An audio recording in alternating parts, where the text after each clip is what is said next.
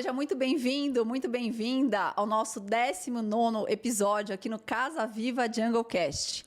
Se você ainda não se inscreveu aqui no nosso canal, não esquece de ativar o sininho e cada dia a gente está trazendo um convidado mais especial.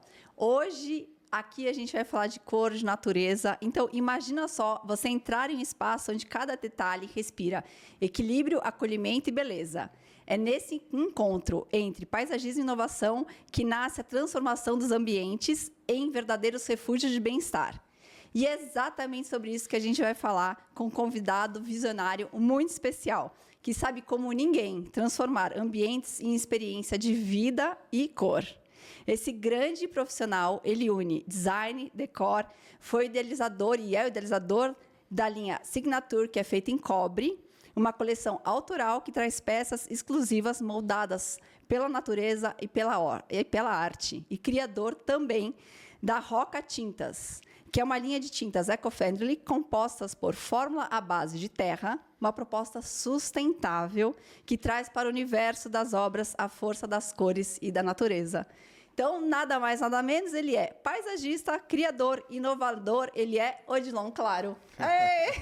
Muito obrigada, Odilon. Muito obrigado a você, Patrícia. Uma grande honra ter você aqui com a gente. O prazer é todo meu de participar aqui da Casa Viva. Ter o seu tempo aqui com a gente, para você contar um pouquinho da sua história, trazer dicas aqui especiais para quem está construindo, para quem está reformando. Claro, é um prazer. Mas antes de tudo, então conta um pouquinho assim da sua história, como que você começou, como que você entrou nesse mundo.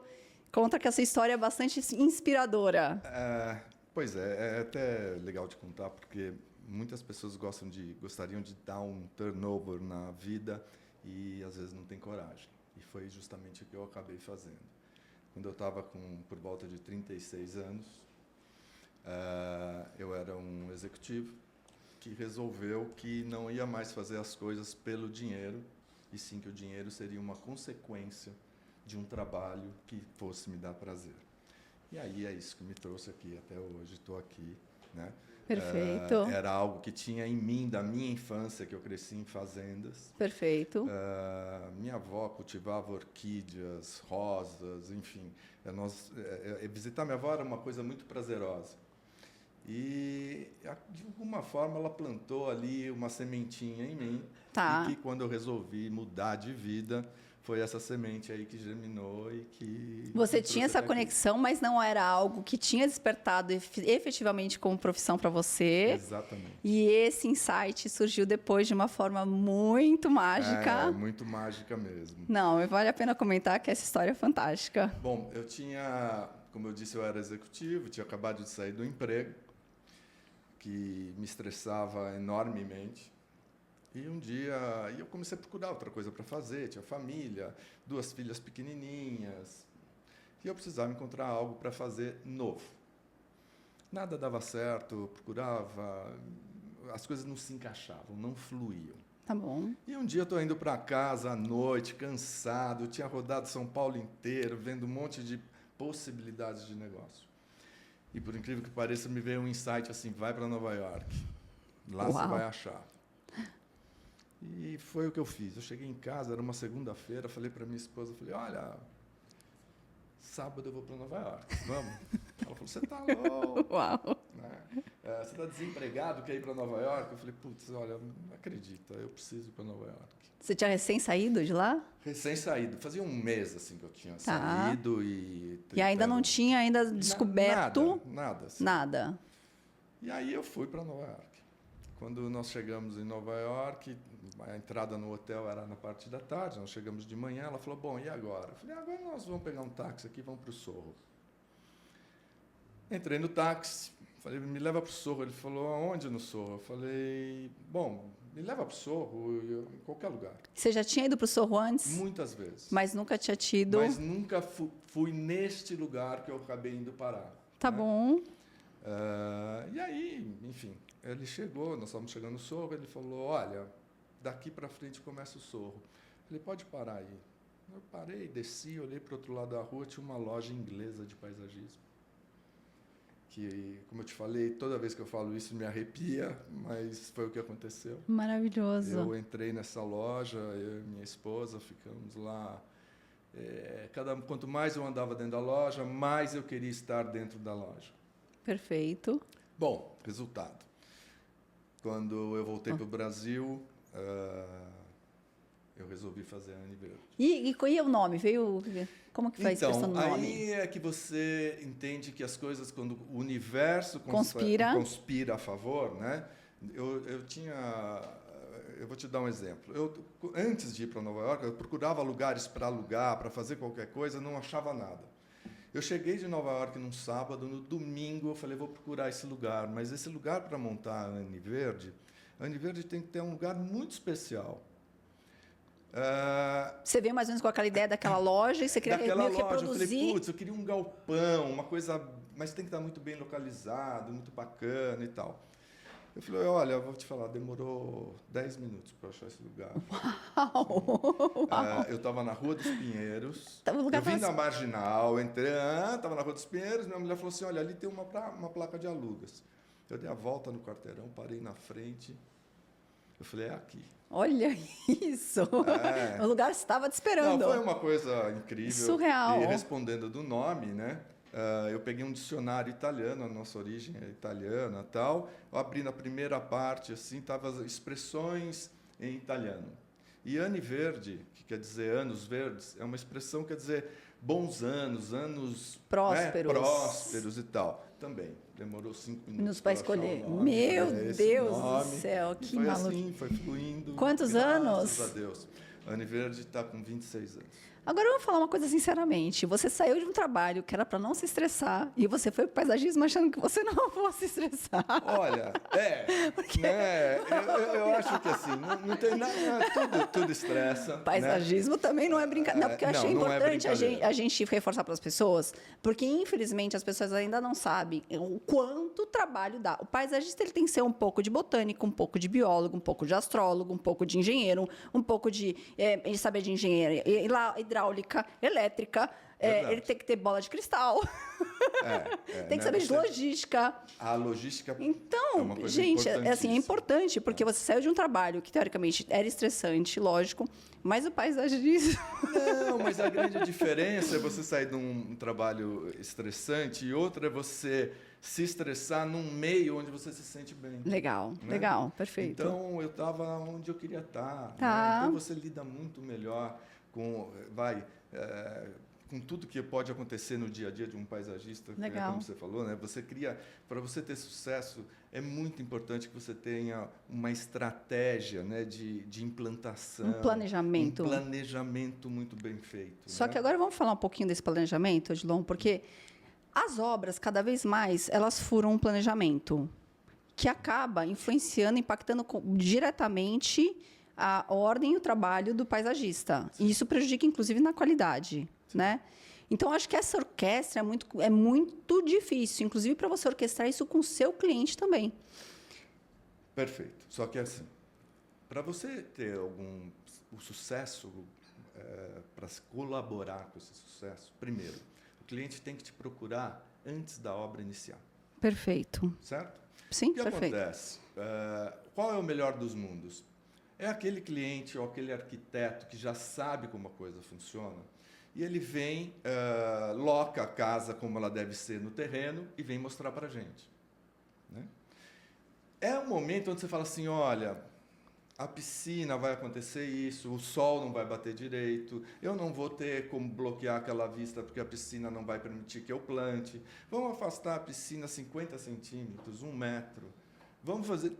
onde você faz os ajustes. Perfeito. Né? E que isso no Brasil ainda é muito cru. Muito. Né? Fora do Brasil, na Europa, nos Estados Unidos, onde as profissões arquitetura e paisagismo são absolutamente distintas. Sim. Né? Ou você é paisagista, ou você é arquiteto. No Brasil é que você tem o arquiteto, o paisagista e por aí vai. Né? É uma briga que a gente está tentando já há anos. Sim. Que se regulamente a profissão de paisagista. Perfeito. Tá? Isso está em andamento, vai acabar acontecendo. Porque requer uma série de responsabilidades, envolve também muitas responsabilidades, claro, né? São 5 anos, né? Em qualquer país que Sim. você for, são 5 anos de faculdade. E o responsável pela área externa, todos os acessos, onde vai ser a piscina, né? As drenagens, a hidráulica por onde vai passar, a elétrica, enfim. não é uma coisa tão simples quanto as pessoas imaginam, né? Exatamente. Não é pôr uma plantinha ali. Exato. Né? E normalmente no Brasil, o que acontece é, a casa cobriu, está quase pronta. Então está na hora de chamar o pessoal do jardim. Não já foi. Aí um monte de coisa que precisava ser feita não pode ser feita porque já foi. Exato, você perde eficiência. Exatamente. Né? Aí o projeto de hidráulica passa pelo caminho mais curto possível, que de repente era justamente ali que você queria criar um cenário. Criar um cenário interessante. Exatamente. Né? Então você acaba tendo que se adaptar ao que tem. Sim. E não o contrário, né? Você criar de maneira o melhor possível. Otimizar, né? Acaba tendo desperdício. Né? Você fala, olha, isso tem que refazer. Não é possível, assim não vai dar. Esse tipo de coisa. E você está já, a Anne Verde, está há quantos anos já no mercado? 26 anos. 26 anos. Nesses 26 anos, como que você sentiu as evoluções? Quais foram os desafios? O que você sentiu de lá para cá? Houve uma melhora de consciência ou ainda tem muita coisa para melhorar? Como que os clientes, né, quando chegam até você, qual o grau, né, de consciência mesmo deles na questão do paisagismo? O que você sentiu nessas 2 décadas para cá de mudança? O paisagismo evoluiu muito, né? O conceito paisagismo. Tá. No Brasil passou a se valorizar isso. Há 26 anos atrás, você falava que ia cobrar um valor de projeto, a pessoa não entendia o que estava acontecendo. Né? Você vai pôr umas plantinhas lá. Né? Ou vem aqui me dar uma dica, eu vou lá no Ceasa, eu compro, ponho no carro e trago para casa. Né? E isso vem mudando com bastante força. A gente já tem uma consciência muito melhor. Né? O público, o cliente em si, o arquiteto entende que aquele paisagismo é a moldura da obra que ele fizer. Né? Você faz um quadro lindo e depois põe uma moldura qualquer. Não adianta, sim. Então, as coisas Faltou são acabamento. Complementares. Né? E muito complementares. Então, isso já mudou muito. Tá. Mas ainda falta uma percepção. Tá. Né? Você acha que ainda assim, as pessoas poderiam ainda ter mais essa noção de chamar antes? Ainda tem gente que chama... Não, a maioria chama no meio da obra. Do meio para o final. Não chama antes. Né? Realmente, aqueles que têm mais esse esclarecimento entendem. Quando a festa já está no final. Olha, traz mais cerveja gelada aí que acabou. Exatamente. Aí, né?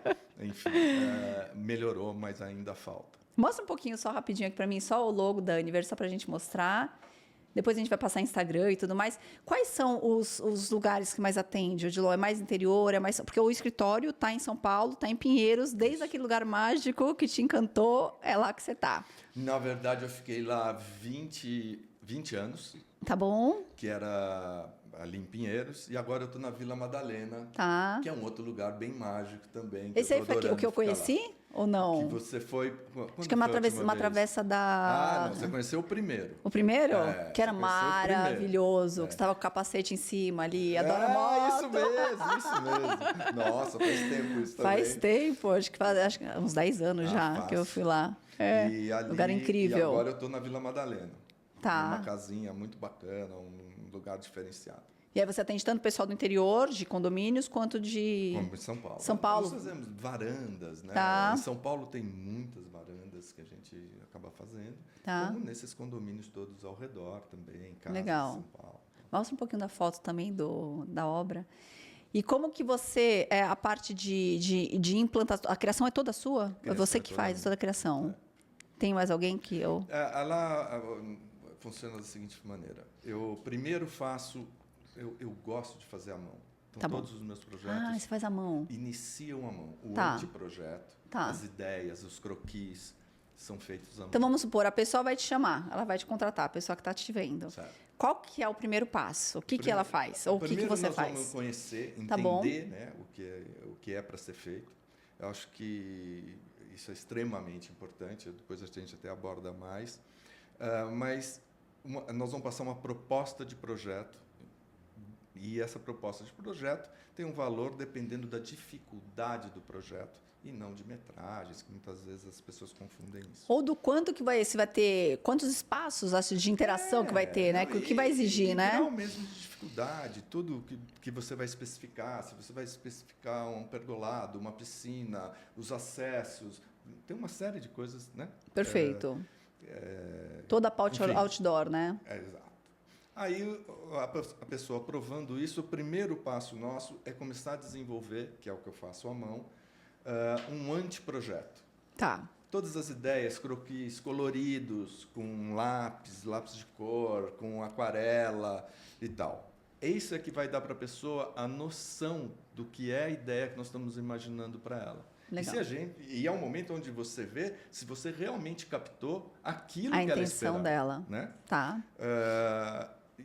A partir desse momento, a gente apresenta tudo isso dessa maneira, feito à mão. Tá. E uma vez que ela aprove aquela ideia, aí sim vai para o computador, onde a minha equipe lá vai desenhar, vai quantificar. Vai colocar em escalas. Enfim.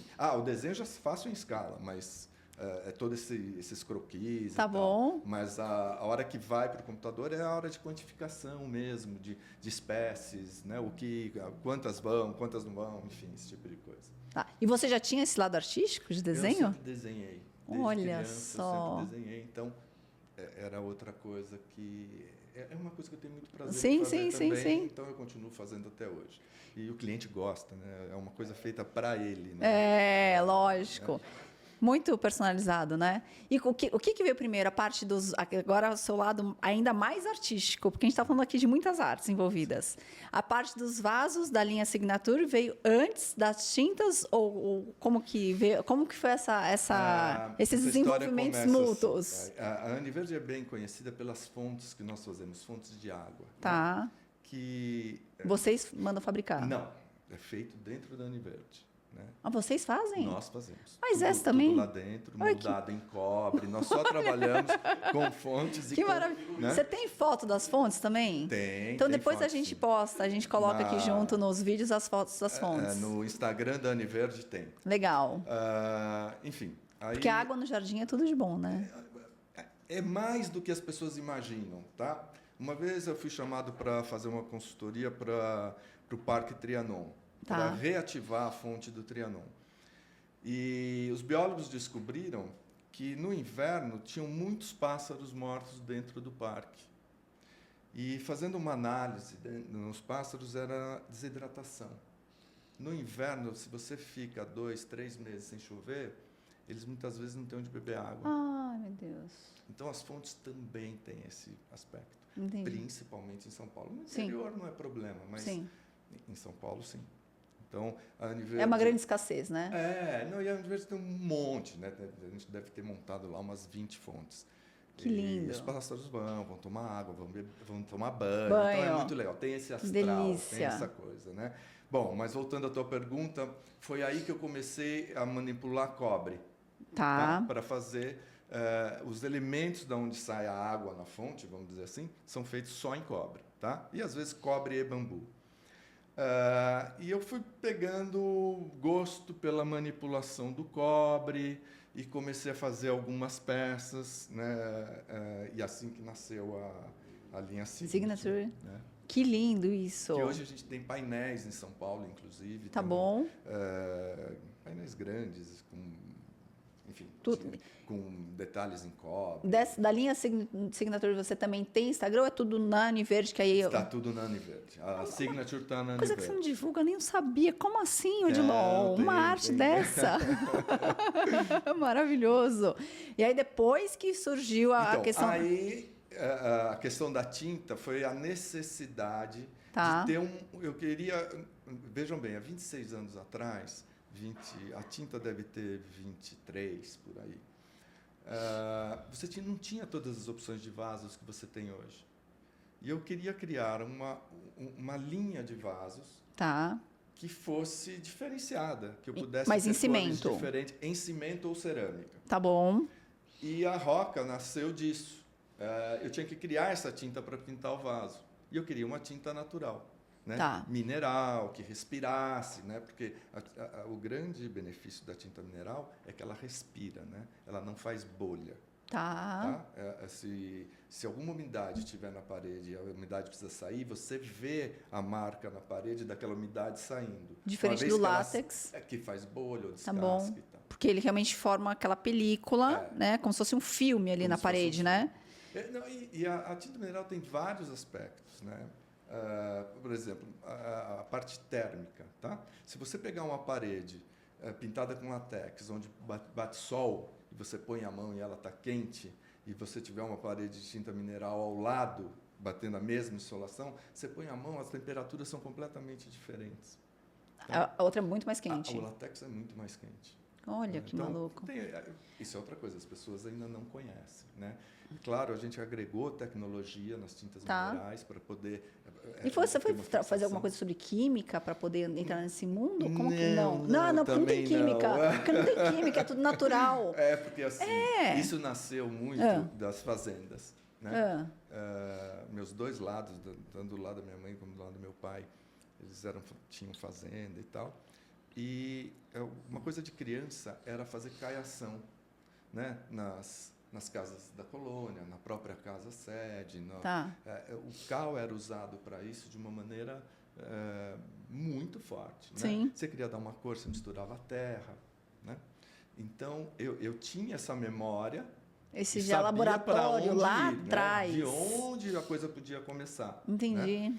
E o que eu fiz foi melhorar essa eficiência. Tá. Né? Aí um dia comecei a pintar uma parede da Anne Verde antiga ainda. E aqueles testes, né? Vamos ver o que acontece e tal, não sei o que. Nos vasos já tinha dado certo, eu precisava criar algo que resistisse à umidade do vaso, né? Assim? Tinha que ser algo extremamente durável. E você impermeabiliza também ele por dentro? Impermeabiliza ele por dentro e aí pinta por fora. Qualquer tinta que você for usar, você tem que impermeabilizar por dentro. Tá. Né? Então, normal. Bom, enfim. Aí essa tinta eu comecei a pintar paredes, um arquiteto chegou, falou, pô, o que é isso, tal. Eu comecei a explicar. Bom, e daí começamos a pintar várias coisas, né? Casas e tal. E você foi pigmentando essa tinta, essa mistura. São óxidos que você vai usando. É uma alquimia, né? Assim, imagino. É uma tinta muito artesanal. Você tem que peneirar a terra, peneira, ela vai virando um pozinho muito fininho. Você acha que você misturando o verde com o amarelo vai dar X e não dá Y, porque a hora que você joga a terra. Então, é assim... É um laboratório mesmo. Foi uma coisa... um desenvolvimento e uma dedicação para você poder desenvolver todas as tintas, todas as cores que nós desenvolvemos até agora. Vamos mostrar, tem um Instagram da Roca para a gente poder mostrar. E me conta o nome, que eu achei muito, muito forte esse nome. É um nome muito forte, muito bonito. O Roca, acho que eu já tinha pensado em uns 10 nomes e eu não conseguia registro de nada até que me veio esse nome. E Roca é nada mais, nada menos que a cor. De trás para frente, né? Olha que lindo aqui. O logo também é maravilhoso, tudo lindo, muito elegante, hein? Muito forte. Vamos colocar, qual um vídeo que a gente pode pôr para você? Qual que sugere? Eu acho que esse antes pode ser interessante, que é uma casa em Piracicaba, um casarão tombado, e que nós somos convidados para fornecer toda a tinta, né? Nós fornecemos toda a tinta para esse casarão. O Condefá fez uma exigência de que fosse pintado com tinta mineral e eles determinaram as cores e é assim que está ficando agora o casarão, né? E isso aí me deu muito prazer de participar. Né, Lindo! E você coloca como revestimentos, porque tem alguma coisa a mais? Você sabe que isso até é uma dúvida que eu tenho até agora, porque como ela tem uma texturização... uma invenção sua. Não. Eu já estou pensando já no próximo passo. Não, olha, para falar a verdade, você tem razão. Roca tintas e revestimentos, logo mais vai ter lançamento. Não sei ainda, vamos deixar mais para frente. É isso. Porque você pensa rocas com pedras, dá um samba bonito nisso, hein? Tem uma evolução ainda da roca. Que legal, que legal, lindo. Você tem uma amostra também, você consegue pegar? Podemos mostrar as amostrinhas aqui? Claro. Vamos lá. Então mostre para mim, por favor. Deixa eu pegar aqui.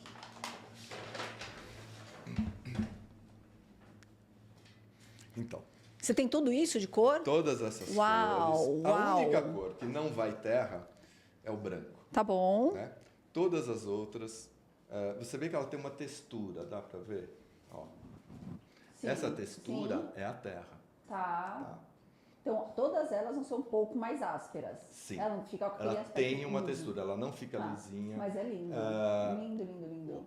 O charme dela, né? Ela não é uma coisa, a tinta, eu não sei se dá para ver nessas, assim, Dá para enxergar? Dá? Putz, linda essa paleta de cores, hein? ficou bonita, né? Lindo, lindo, lindo. E agora, Sensacional. realmente, eu estou entrando no mercado, querendo divulgar cada vez mais a Roca. Porque é o seguinte, eu tinha metade, talvez, dessas cores, e uma pessoa bem conhecida foi procurar para usar a Roca. E ela falou para mim, olha, Dilon, lindo, adorei, só que é o seguinte, não adianta você falar que ela é isso, que ela é aquilo, você tem que provar.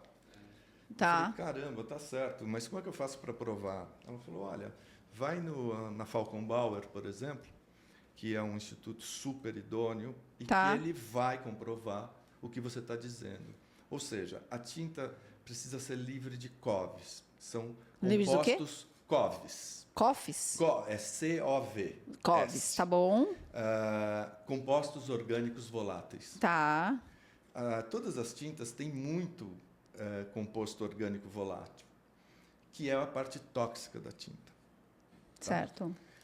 E todo mundo que hoje se preocupa com o meio ambiente, todo esse movimento de biofilia, de não sustentabilidade. agredir, de sustentabilidade e tal, Sim.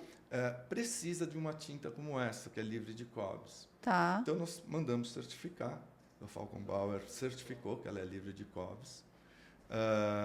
E também um teste de durabilidade, que também era importante. Certo. Né? Então, nós acabamos certificando as duas coisas e tal. Legal. E qual a durabilidade dela, mais ou menos, em torno de quanto tempo? É igual uma tinta comum. Nossa, lindo demais. E tem alguma especificação assim mais complicada para aplicação ou não? Ao contrário. Assim, o ideal, que eu prefiro, né, é que a pessoa pinte quando está no reboco. Não passar massa acrílica, né? A massa acrílica dá uma impermeabilizada de uma maneira que ela deixa de respirar. Né? Aí ela vai conflitar com o seu produto. E o produto adere extremamente bem em um reboco de cimento. Tá? Como ela tem esse aspecto e é para ser uma coisa com uma cara mais natural, não é para ela ficar lisinha, perfeita, sim. Né? Essa tinta tem nuances. Né? Tá, perfeito. Então é isso, é entender o propósito dela. Tá? Não, e ela realmente tem esse aspecto que, como você diz, combina muito demais, né, com a parte de paisagismo, natureza, daquela coisa uma artificial. textura, né? Total, lindo. É como se fosse você fazer um texturato na parede, só a base dela. É isso. Nossa, genial. E quando você vai fazer no projeto, você também está usando nas casas ou? Uso bastante. Aliás, tem várias casas aí no próprio Vamos Instagram colocar também as fotos do depois para deixar rolando com o pessoal enquanto a gente vai conversando. E os arquitetos também, né, passaram a especificar. Tá. Ela está tudo muito no começo, né? Nós, assim, apesar dela ela existir há mais de 20 anos, está mais do que testada. Sim. Eu nunca olhei para ela como eu estou olhando agora. Como algo super comercial, assim. Algo super comercial e que realmente pode ajudar. Sim, no sim. sentido sustentável. Era mais para você, para uso. Para pintar meus vasos, para pintar os meus projetos, né? Os muros das casas, interno, externo, enfim. Eu não olhava dessa forma. Tá. E aí as pessoas começaram a vir me procurar. Maravilhoso. Né? Olha, eu soube que você tem essa tinta, você precisa lançar, precisa ser feita. E aí nós estamos lançando. Caramba, Gênia, você é um gênio, João. Nossa, muito obrigado. É um visionário. Amei. E me fala, em relação, voltando só um pouquinho para a parte de projeto, porque como assim as pessoas que estão aqui assistindo a gente, elas estão muito em busca de orientações, de dicas, de informações, de como elas podem otimizar, diminuir as perdas financeiras, enfim, deixar a obra mais produtiva, menos cansativa, tá? o que você considera, o que você daria, quais são as dicas, os passos que você pode sugerir, orientar a pessoa, porque ela pode economizar, seja na parte do solo, seja na parte da implantação, até a questão também de escolha de planta, como que você assim, cria essa conexão? Porque às vezes a pessoa chega da obra já esgotada, tanto de paciência quanto de dinheiro. Exterminada, liquidada, porque ela não chegou antes como deveria ser. Então, ela já chegou no final cansada, já sugada. Como que você consegue fazer essa composição? E algumas dicas que você pode dar para quem está construindo ou reformando? Bom, primeira coisa, se a pessoa nos procurar antes de começar a obra, esse é o melhor dos mundos, como eu falei. Sim, né? perfeito. E é aí que você vai evitar desperdícios, né? Vai poder criar uma estratégia de implantação ou criar o projeto de uma maneira muito mais livre, com mais possibilidades. Né? Então, não é só também ela economizar, mas ela vai ter um resultado diferente se ela procura antes. Né? No início. Onde o paisagista vai poder dizer, olha, precisa fazer um dreno, não passe toda a hidráulica aqui, essa caixa de passagem, às vezes assim, no lugar mais bonito da casa, o engenheiro fala, olha, aqui foi o lugar mais prático, está aqui no meio. E fica aquela tampa, né, exposta no jardim. Mas, meu Deus. Então, essas influências, né, isso ajuda muito. Uma piscina, como eu falei, Você que faz também o desenho, a elaboração da piscina? Sim, quando é pedido, sim. Porque às vezes o arquiteto especifica, sim. E às vezes nós especificamos. A questão mais importante não é quem especificou, é se ela está alocada no lugar correto, onde vai ser possível fazer aquilo que o cliente... Como que ela vai conversar também com tudo aquilo que você está criando. Né? E materiais, obviamente. Né? Ter um cronograma de obra assim, com elementos, ou vamos dizer, materiais comprovadamente eficientes, né? Seja para interno ou para externo. Né? Nem sempre o mais barato. Não. E aí não tem muito daquele barato que sai caro. Né? Isso é bem comum. Já vi isso acontecer muitas vezes. Então, esse é o principal. Né? Procure o profissional correto, né? Que tenha um expertise naquilo que ele se propõe a fazer. Você quantifica tudo para o cliente e você também faz a compra, você faz desde o começo até o final, todo o processo? Todo o processo. Agora, alguns clientes, nós tivemos um caso, por exemplo, um jardim em Manaus. Né? Aí fica difícil de fazer lá um jardim. Sim. Até é possível. Mas vai ficar muito mais caro. Né, claro. Vai ter deslocamento, acomodação. Então, nós fazemos o projeto, detalhamos tudo como deve ser detalhado, e o cliente acaba implantando, ou uma empresa parceira, alguém que tenha lá, que vai implantar de acordo com o projeto especificado que a gente fez. Isso também é importante. O projeto tem que ter uma especificação muito boa. Bom. Né? Como que seria? Vamos supor que a pessoa não conhece nada. Como que seria essa especificação desse projeto? O que você contempla nele? Que a pessoa vai contratar uma pessoa que ela precisa apresentar para esse cliente para ela saber o que ela está comprando. Como que é a especificação que você faz? Então, quando a gente, falando do paisagismo, né? Isso. Se nós vamos especificar um piso, por exemplo, nós vamos dar 2 ou 3 opções, dependendo do caso.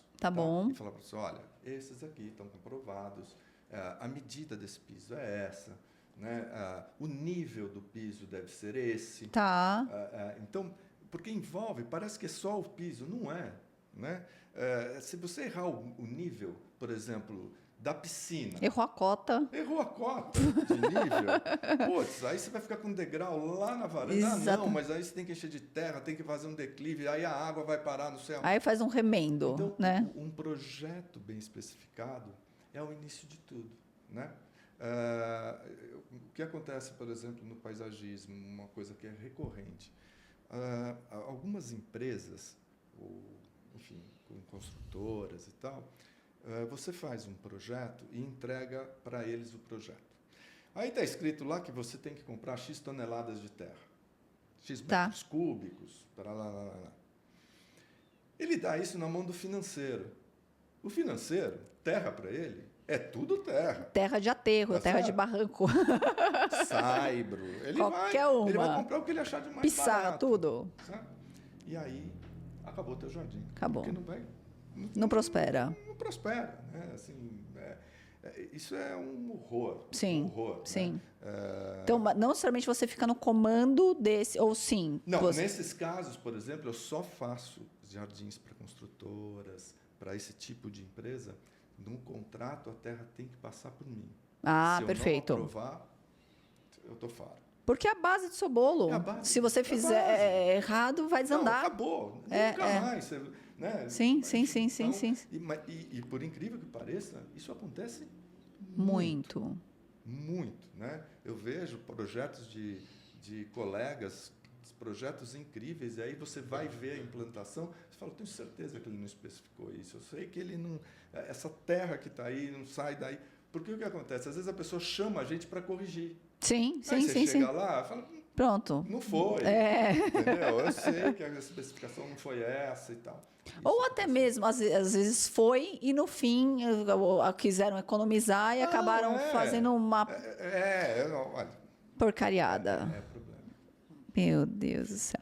Tá, e aí você faz... E a manutenção? Você executou, você tem equipe sua de manutenção também? Nós temos uma equipe de manutenção para São Paulo. Nós não conseguimos dar manutenção nos condomínios fora de São Paulo. Tá bom. Então, o que a gente oferece? Essa semana passada mesmo, eu tive em alguns clientes no Aras Larissa, um jardim que eu já fiz há 1 ano atrás, ou 2, enfim, tem vários.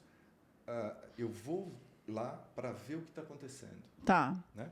E aí eu tenho 2 agrônomos parceiros. Tá. Eles vão nessa visita. Fazem. O cliente contrata ele para fazer essa assessoria. Tá bom. Né? Eu só digo o que eu gostaria, o que deve ser feito, o que eu estou enxergando. Tá. Orientação de poda, né? Controle de praga, de fungo. Perfeito. Enfim, o que for necessário. Tipo de adubação. Tá. Cada um tem uma preferência. Né? Então, assim, esse serviço a gente Presta para o cliente. Tá. Né? E aí sou eu mesmo que acabo indo nesses jardins. Tá, porque 2 pontos críticos que a gente tem percebido, Odilon, que assim, têm sido muito cruciais na questão da implantação e que a gente tem visto as pessoas perdendo investimento e criando uma frustração por falta de água. A água assim, tá um caos, tanto em questão de fornecimento de água nos condomínios, que muitas vezes, até quando tem esse período de seca, tem racionamento no condomínio. Então, eles acabam ficando desabastecidos e o jardim recém-transplantado ele exige bastante água. Com certeza. Teve um cliente nosso que até perguntou, né? A gente forneceu bastante plantas adultas para ele. Ele perguntou, nossa, mas eles me falaram que eu vou ter que gastar 50 mil litros por mês de água. Eu falei, ele falou, é isso? Eu falei, nos primeiros 2 meses é. Então, assim, as pessoas... E às vezes as pessoas fecham a torneira porque não querem gastar. Como é que você lida com essa questão também da água? Você já dá essa orientação? Você trabalha com irrigação? Irrigação. Normalmente, nesses condomínios fora de São Paulo, que são terrenos em torno de 2.000 metros, Tá. é impossível que alguém regue ele. Vai falar assim, eu vou molhar. Meu caseiro, meu Quando o cliente não fala assim, não, eu adoro, eu tenho uma terapia para mim, eu vou passar lá molhando. Passa 2 dias, o cara fala assim, nossa, eu não sabia que você dava tanto trabalho. Eu já expliquei para o cliente, quer ver? Tá bom, começa a regar. Sabe quanto tempo você vai demorar? 2h30, mais ou menos. Mais ou menos. Tá? Se for mais ou menos feito. Fácil. Aí a pessoa entende, né? E o sucesso dessas plantas, né? Do desenvolvimento. Não dá, nesses jardins muito grandes. Próprio um gramado recém-transplantado. Claro. Não, por favor, fale para a audiência. Se você não colocar água na grama, que a pessoa vai perder o investimento, vai virar palha aquilo. Não funciona. Quer dizer, tem que ter. Já que vai fazer, tem que fazer a coisa de uma maneira. Porque as pessoas acham assim, vou plantar grama, vou molhar uma vez por semana. Não. No começo, olha, você ainda falou em 2 meses. Eu, assim, 3 meses é o que eu falo para o cliente. 3 meses aqui, cara, direto. Tem que, né? Até que... Tem que fazer chover artificialmente aqui. Se Deus mandar, você tem que mandar água aqui para o jardim. É crucial, né? Sim, sim. E, vamos dizer, na verdade, a irrigação é um percentual muito pequeno dentro do investimento total que o cliente acaba fazendo. Certo. É nada, né? E, por outro lado, ele é um sucesso muito grande. Sim. Né? É um benefício muito grande. para aquele investimento que ele fez. Porque por mais que ele vai precisar desse suporte nos primeiros meses com mais intensidade e depois nos períodos de chuvas ele dá uma diminuída, mas no inverno seguinte, num período de seca forte, uma estiagem grande, ele vai precisar de novo fazer uso. Com então, certeza. claro, ele vai demandar menos água, mas ele não vai deixar aquilo totalmente inoperante. Sim, e agora todas as irrigações que nós orientamos têm água de reuso. Ah, perfeito. Sempre tem cisterna. Tem que ter. Tá bom. Tem que ter. Aí é o problema de você entrar numa economia. obra se a casa não tem mais como você pôr a cisterna, aí não tem mais como onde colocar a pôr, tubulação, exato. não tem pressão, aí você tem que pegar uma bomba. Perfeito. Você está falando todos. É isso aí. É um auê. Então, se você quer ter, se você vai desde o início, você já especifica o lugar, quantos 1.000 litros você vai poder ter de cisterna. O que você acha que é um volume assim mínimo que você falaria para a pessoa? Assim, vai um jardim de 1.000 metros quadrados. Olha, o pessoal põe a cisterna, que é uma coisa que vem aquelas cisternas azuis gigantescas, Sim. Tal, não sei o quê, eles põem 10.000 metros. 10.000 1.000 litros. Não dá para nada. Não dá O conta. certo é 20.000 litros. 20.000 litros. Ou 2 de 10, né? 2 de 10. Tá. Você ter ali 20.000 litros, você vai conseguir, né, ter por Sim. um período maior Sim. essa água.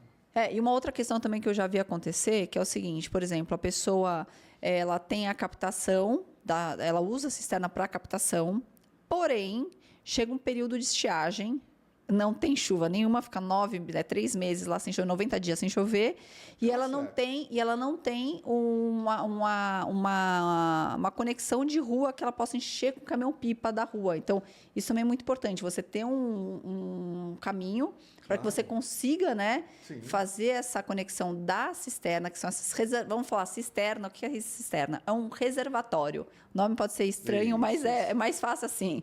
É um reservatório enterrado para você poder ter uma água de emergência ou de extra para você não usar água da rua, que acaba sendo muito mais cara, para você poder irrigar o seu jardim. Então, você pode ter esse reservatório com água da chuva, só que se você tiver 3 meses sem chuva, a gente pegou agora outono e inverno, teve uma estiagem grande, a cisterna fica vazia, porque se eu uso uma semana, acabou, secou. Não choveu, está seca ainda. Então, você tem que ter um caminho ou do caminhão-pipa e o próprio da rua também, né? Você tem que ter as 3 opções. Então, mas se a cisterna está no fundo do jardim, está no fundo do jardim, você tem que ter lá no começo da casa algum buraco, algum cano, algum encanamento, que o caminhão-pipa possa parar, abrir essa tampa, abastecer, que essa água corra por uma tubulação e encha esse reservatório. É que o caminhão-pipa é muito mais barato muito do que mais. a água Da Sabesp. É muito mais. Então, ele acaba sendo muito prático. Mas, às vezes, as pessoas acabam não tendo... Puta, eu falei, agora eu não consigo... Como é que eu encho a cisterna? Vou encher com balde. Não tem como você encher a cisterna, né? Por que você chegar antes na hora. Para você ter todo esse planejamento. Com certeza. Então, olha quantas matemáticas, em quantos planejamentos, quantas orquestras o paisagista tem que ter o olhar ao mesmo tempo, né? Ele tem que ser um grande maestro ali da obra, né? Tem que ser... Mas você quer ver? Vou te dar um outro exemplo. A coisa mais rara que tem é você chegar num jardim e o projeto de hidráulica ter sido seguido de uma maneira correta como está no projeto. O encanador muitas vezes fala assim, mas por que eu vou passar esse cano por aqui se eu posso ir por aqui que é mais curto? Ele não pensou que tem um porquê, tem um propósito. Não, ele até sabe que tem um projeto de paisagem, mas ele ignorou. Não, ele completamente. Nem olhou, né? Aí você vai fazer o jardim, a hora que você dá aquela... Puf! Pá! Isso. O que esse cano está fazendo aqui? Né? Como que esse cano veio parar aqui? Né? Não, água ainda... Você tem que andar também com kit primeiros socorros de encanamento no carro, né? Nossa, tem que ter bolso, tudo, né? Direto. Com certeza não vão seguir o projeto. E quando vocês pega também, a gente teve uma vez que aconteceu isso, de pegar cano de gás. Puxa, aí, olha, graças a Deus, eu não peguei. Olha, aí, meu filho, Mas você reza pra até casa não isso, explodir. porque você fala, né? Mas quem tá Tô fazendo dizendo assim, para tudo de piscando? fumar, ninguém joga bituca aqui, senão a casa vai pros ares, né? O negócio E vai sair acontece. voando. Você não é a primeira pessoa que me fala isso. É complicado, porque... Mas aqui era mais perto, aqui Exatamente. era mais... Puxa, mas... E aí depois a bomba fica na mão do paisagista, porque a pessoa que fez aquilo já não tá já mais não tá na mais lá, obra. né? Você fala, e agora, né? É bem isso mesmo. E aí, uma outra questão também, além da água, que é um grande problema que a gente tem percebido, porque a gente nem vai falar aqui de estética, ou colocar planta X no lugar Y, porque eu acho que isso já passou, isso já está muito mais evoluído, as pessoas já estão muito mais profissionais. Eu acho que são problemas mais, tanto da questão do clima, do meio ambiente, que a gente está sofrendo. Então, as duas são do meio ambiente, tanto a questão da água quanto a questão das pragas. A gente está vendo assim uma incidência de pragas e cada vez mais é que nem você está doente, você está tomando antibiótico e aquele antibiótico não resolver, aquele antibiótico não resolver. Você já criou uma resistência para o organismo e as plantas já criaram essa resistência para essas pragas. E as pragas estão muito fortes, vorazes. Elas estão matando plantas em questão de uma semana. Por exemplo, pega um pau-brasil, um pau-ferro. O pau-ferro é o filé mignon das pragas. Eles adoram. Eu não sei, tem uma madeira dura, mas não dá para entender. Eles adoram aquilo. Não, é uma madeira dura, valer, dura, né? mas eles entram naquilo como se fosse meu marshmallow. É impressionante. Você sabe que eu observo assim, né? Que cada ano, cada 2 anos, é uma planta que é atacada de uma maneira mais feroz. forte. Eu não sei... Eu não consigo explicar isso. Porque, sim. Né, mas acontece. Né? Você fala, nossa, esse ano as azaleias estão empechadas. Porque eu me lembro de uma praga que deu nas azaleias, mas assim, sim. dizimou. Que nem a gente teve agora a parte das oliveiras que sofreram uma doença horrível, que foi super difícil de controlar. A lixia. Impossível. Um caos total, o ácaro, né? E muito cliente pede, Sim. uma lixia, eu falo, putz. Então, mas o pior, sabe o que a gente está sentindo também, Odilon? Que muitas pessoas, a gente está muito nessa onda também da parte das nativas e exóticas. E a gente recebe, infelizmente, muitas ligações de pessoas dizendo que querem... não, olha, eu tenho uma exótica no meu jardim, vem aqui, pode arrancá-la para mim, por favor, uma árvore de DAP 30, 40, Oxe. de 6 metros de altura, que isso não compensa isso, gente. Como é que você vai compensar o meio ambiente com tudo aquilo que essa árvore proporciona, né, da fauna, do oxigênio, todos os benefícios que ela dá? Então, está havendo essa falta de informação, até porque as pessoas acham que as plantas nativas não sofrem com pragas. É mentira. Pau-ferro é super atacado. Não é toda Pau-brasil. exótica que é ruim. Não é invasora, exatamente. Né? Eu acho que tem que ter planejamento, bom senso, ponderação e, lógico, você está fazendo um jardim residencial, comercial, industrial. Você não está fazendo uma APP, uma área de conservação, né? Então, são coisas diferentes. Então, não é uma árvore exótica num jardim, num quintal de uma senhora que vai causar um mal e vai matar as nativas do planeta Terra. Né? Ou do Brasil. Tem uma discussão muito ferrenha em torno disso e realmente tem que tomar um pouco de cuidado. Sim. Algumas realmente não são legais. Sim. Mas são algumas. Algumas, né? Tem outras. Mas isso está acabando sendo generalizado. Toda semana de longe a gente recebe ligação, toda semana. Olha, vem aqui, por favor. Eu tenho com essa árvore. Você não faz serviço de arrancar? Vem com a motosserra mesmo, pode até deixar o toco. Eu falo, jura? Essa é uma confusão perigosa. Entrou num nível assim de radicalismo, né? Eu não sabia que estava de pânico. Porque como a gente trabalha com transplante, a gente recebe isso na veia. Então, as pessoas elas estão em pânico mesmo por conta disso. E eu falo assim, não, gente, as nativas sofrem muito com... E não é culpa das exóticas que trouxeram as pragas para nativo. Também não é. Fala assim, não, aqui as exóticas trouxeram as doenças para as nativas. Não. Então, realmente, mas o pau-ferro está sendo muito atacado. Muito, assim, ferozmente. Você põe... E esse controle que você falou do agrônomo, que é importante até indicar e orientar para as pessoas que estão construindo jardim, montando jardim, porque muitas vezes o jardineiro ele não tem o olhar né, de saber distinguir quando está sendo atacado. Quando feia, ela já devorou a árvore, já consumiu a planta por dentro. Ele identifica o que está acontecendo. Né? Eu tenho identificado, por exemplo, uma percepção minha, a quantidade de fungos aparecendo nas plantas também. Sim. Né? Então, a grande maioria dos jardineiros não tem esse olhar. Sim. Né? Então, ele precisa ter essa orientação. Sim, sim, um sim. agrônomo com esse olhar, né? O tipo de nutriente Educar mesmo, usar. exatamente. Né? Porque ele que vai estar todos os dias no jardim, né? E esse aviso precisa ser rápido, né? Claro, claro. Mesmo o manejo de podas, né? Como podar, enfim. É muito difícil você achar um profissional jardineiro que tenha esse conhecimento. Né? É óbvio que existem empresas especializadas em manutenção que vão ter esse olhar. Certo. Né?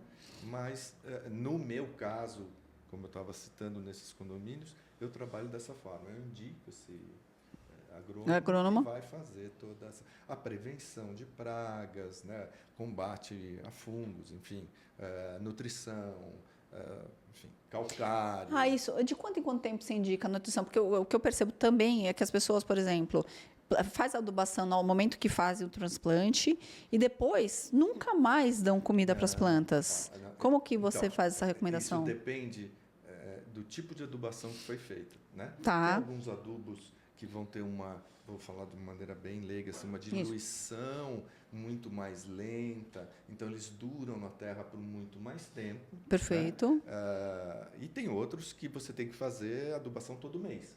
Né? Alguns que são ótimos, que têm micro e macro nutrientes e tal, mas que você precisa adubar todo mês. A pessoa, às vezes não, na maioria das vezes ela não vai fazer isso. Não faz. Então, a gente acaba especificando adubos que tenham uma duração maior no solo, né? Tá. Que você não precise fazer adubação todo mês, constantemente. Certo. Né? Então, essa é a minha preferência. Que é o que a gente chama de Osmocote, Basacote, ou esses daí que são... Esses... O Osmocote não tem os micros e macros, mas você às vezes complementa com outro. Então, é muito caso a caso. Assim, um tipo de planta que você colocou. O tipo de planta. Às vezes, como eu falei, né, tem 2 agrônomos. Um prefere a marca X e usar assim, fazer assado. Sim. O outro prefere... Não sei o quê. Os dois vão dar certo. Sim, sim, né? sim. Mas é muito questão de uso pessoal, né? Eu fiz essa experiência para mim. Funcionou bem, foi maravilhoso. Se eu achar que aquilo que ele está falando é o... Né? Ok, bacana. E se a pessoa não te, assim, não fala, não quero agrônomo, você faz alguma orientação, cuidados pós-transplante, você deixa algum manual com o jardineiro, você chama o jardineiro para poder dar uma repassada. Olha, como que, assim, seria uma indicação, assim, para... Que não seria o melhor dos mundos, mas que, daria... A minha experiência é assim, poucas vezes funciona se você não tiver alguém supervisionando. Sim. Né? Você explica para ele como que ele vai adubar, mas eu não vou estar lá na hora da adubação. Ele pode queimar o colo, queimar a raiz da planta. Ele joga o adubo no lugar errado, ou ele joga na quantidade, ou mais, ou menos. Ou depois não molha, só que ele queima. Ou depois não molha, joga, vira as costas, vai embora, queima. Então, assim... É sério, o negócio é sério. A gente ensina, nós passamos todas as orientações, você pode escrever tudo isso... Mas não segue. E a gente tem que falar que o negócio é sério, né? As pessoas acreditam, não, vou pegar ali, não vou pôr de qualquer jeito. Não, é um negócio sério que pode matar a planta, excesso de adubo mata, a falta mata o adubo, o excesso mata também. Se for mal aplicado, mata também, né? Então, você tem uma série de complicadores. O excesso é ruim, né? Sim, falta também. É isso mesmo. É o ponto do meio, o ponto do equilíbrio, né? Então, eu prefiro ter um profissional que realmente oriente. Né? Esses agrônomos, no dia da adubação, ele vai lá, ele aduba, ele faz... Então, eu fico tranquilo que aquilo está funcionando. Né? Ele treina também o caseiro para o tipo de poda que for necessário. Né? Se o caseiro, porque foi o caso que eu acabei de vivenciar na semana passada. Mas, enfim, o profissional que estiver lá, né? E ele vai aprendendo também com esse agrônomo. Né? E ele... É um treinamento mesmo. Agora, deixa eu voltar uma coisa meio pessoal. Quando você comentou que você foi com a sua esposa lá para o Sorro, que teve todo esse insight, a sua esposa também trabalha junto com você? Ela trabalha comigo também. Ela também faz parte? Ela que cuida do dinheiro, que não tem tem, mas ela cuida. E ela que fecha a torneira, todo abre a torneira, é, ela que libera todo o cheque. Fala assim, Odilon, você trabalhou bem esse mês você merece. Esse Tá aqui, ó. Mas olha, eu vou te falar, para eu fazer todas essas coisas que eu faço, se eu não tivesse ela para cuidar de toda não dá para controlar tudo. É impossível. Controles, né, sistemas, enfim. Não, Odilon, vamos lá. Tranquilo. Você desenha jardim, você cria vasos, você desenvolve tintas, você acompanha o plantio, gente, tem que ter, eu sou meio lógico. agitado. E as filhas também estão junto ou não? Não. Porque você precisa de pelo menos mais uns 3 braços ali com você. Olha, vou te falar uma coisa que é muito importante. Meus colaboradores, eu tenho colaborador que está comigo há 26 anos. Legal, desde que eu abri, maravilhoso. Né? Eu tenho de 26, tenho um de 23, um que está 19. Olha, eu vou resumir assim, o mais novinho lá está há 6 anos. Tá. Mas a grande maioria da equipe... É uma família. E principalmente hoje em dia, que é mais difícil mão de obra, que está super complicado mão de obra. Então, isso realmente ter essas pessoas aí... Você chega num ponto assim, eu olho para a pessoa, ela sabe o que eu estou pensando, eu sei o que ela está pensando, né? Então... Já é uma sinergia muito grande, né? Porque, então, nós vamos fazer um jardim, uma dessas pessoas vai na frente, começa a fazer a preparação, né? Aí eu vou depois para ver se está tudo ok, se é aquilo mesmo, se o que eu projetei, se aquela árvore que eu pedi para pôr naquele lugar é naquele lugar mesmo, né? Porque o projeto de paisagismo é diferente de um projeto arquitetônico, né? O arquiteto fala, a parede vai ser aqui, a parede vai ser exatamente ali. Exatamente. Né? Você fala, vou pôr essa árvore aqui, mas chega uma árvore com um formato um pouco diferente, que a hora que for escolher... Então, olha, não é bem aí, é 1 metro para cá, exatamente. Lá, se não tiver cano lá. Se não tiver cano. Mas isso é certeza que vai ter cano, em algum lugar vai ter. Né? Então, olha, tem um cano aqui, afasta para lá, afasta para cá. Bom, então, ele não é uma... Matemática exata, né? Ele precisa dessa percepção, né? Desse olhar. Desse olhar, a hora que está lá mesmo, para você ver. É muito importante. E o pessoal que faz a implantação com vocês, ele acompanha, ele já tem também, já aprendeu com você, até o jeito que você gosta, você não pode estar lá na obra, né? Nós temos 2 equipes, né? Uma equipe que faz, na verdade 3, uma equipe que faz só manutenção, eles só fazem manutenção. Tá. É um outro tipo de treinamento, né? Ele entra na varanda do seu quarto, quando ele vai fazer uma manutenção no teu apartamento, né? Então, ele é um tipo de treinamento, ele tem que pôr um propé, né? Você vai fazer um jardim grande, você precisa de um cara mais bruto, mais... Né? Que sabe trabalhar com uma enxada, que sabe, né? E eu tenho o pessoal de implantação de varandas, né? Que fazem as varandas e tal. Que também é um trabalho delicado, mas assim, tem o braçal também dos vasos, que também dá trabalho pra caramba. Então, mas é trabalhoso. Dentro de um apartamento, para não ser riscar chão inteiro, no caminho onde eles vão muita passar, responsabilidade. Né? Sim. A hora que acaba, esse pessoal sabe limpar, você tem que limpar, deixar tudo. Nos brincos. Senão a secretária da casa vai ficar louca. Já vai te ligar, vem você. cá, você aí que fez o carnaval aqui hoje? Ela vai ficar brava, e não vai pôr a água que você pediu. Então, são assim, pequenas... né? Detalhes fazem muita diferença. Você tem que ter essa pessoa realmente do seu lado, porque senão, fala assim, ele fez, depois eu ficar varrendo aí o final de semana inteiro, agora eu quero ver ele voltar, que ele vai trocar essa planta de novo. E vou dar uma dica que vale ouro. Olha, quando o pessoal, a gente está implantando uma varanda, meu pessoal chega para a secretária lá da casa, para a funcionária que vai efetivamente pôr água. Primeiro, só tem uma pessoa responsável por água. Não pode ter 2. Sim. Né? Senão vira cachorro de... Vira telefone sem fio, cada um faz uma coisa. Enfim. Então, uma pessoa tem que ser responsável. E ela recebe um número de WhatsApp para qualquer dúvida que ela tiver, ligar para a gente.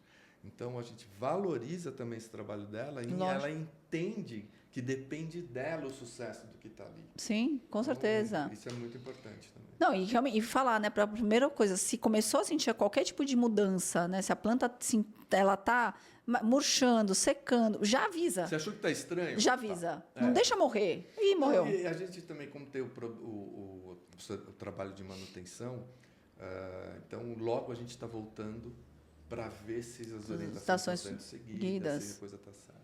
Você faz toda a parte de iluminação também? Você faz os pontos luminotécnicos ou não? Eu especifico os pontos. Você não instala, mas você faz o cenário. Isso a gente não faz. Você não criou luminária? Vai ter uma criação de luminária do Odilon. Não, chega. Vou te falar, Odilon, pensa nisso, porque tem umas histórias. Tem umas pecando aí, eu acho que valeria a pena criar um design diferente de luminária, hein? De jardim, olha. Acho legal. E faz toda a diferença no cenário, né? O jardim, eu costumo dizer que o jardim de dia é e à noite ele tem outro cenário completamente diferente, dependendo da iluminação que você especifica. Exatamente, sem colocar luz verde. Por favor. Não. Odilon, olha, estou muito, muito feliz de você estar aqui com a gente, por todo o tempo que você dedicou, por ter passado toda essa experiência, essa história aqui para nós. A gente está indo agora para os finalmente. Passa, assim, algum insight, alguma coisa que você queira passar para as pessoas que estão te ouvindo, que ouviram o nosso bate-papo, que estiveram aqui com a gente até agora. Alguma reflexão, alguma coisa que você acha interessante para eles poderem levar junto com eles? Caramba, olha, é assim, eu acho que qualquer paisagista de verdade é uma pessoa que ama aquilo que faz. Ele tem que ter uma conexão com o verde, com a natureza, né? Não é um aprendizado que qualquer um vai ter, porque eu não sei se eu sei explicar isso direito, mas é uma coisa de dentro, assim, que você tem que ter essa conexão, Sim. Né? Esse entendimento, observar é algo, tudo que você precisar aprender, a natureza está ali. Está tudo ali para você aprender. Sim. Né? É enxergar, observar, ter esse poder de assimilar o que a natureza está te passando. Mas eu acho que esse feeling artístico também que você está dizendo, né? É você conseguir sentir realmente a intuição do que as plantas estão passando para você conseguir aplicar elas de forma com intenção no jardim da pessoa. Mas acho que todo paisagista é um pouco artista, né? Sim. Você pega aquela tela em branco e começa. Mas né? nem toda pessoa é um paisagista. Eu acho que é isso que você quis dizer, né? Você tem diferença. Sim. Você tem a arte envolvida. Tem a arte envolvida. E quem você está pretendendo ser paisagista, porque acha aquilo bonito, o que eu quiser é isso, tem que ter essa conexão. Não basta só você achar bonito. Sim. Né? Essa conexão tem que sentir. Tem que existir, você tem que sentir.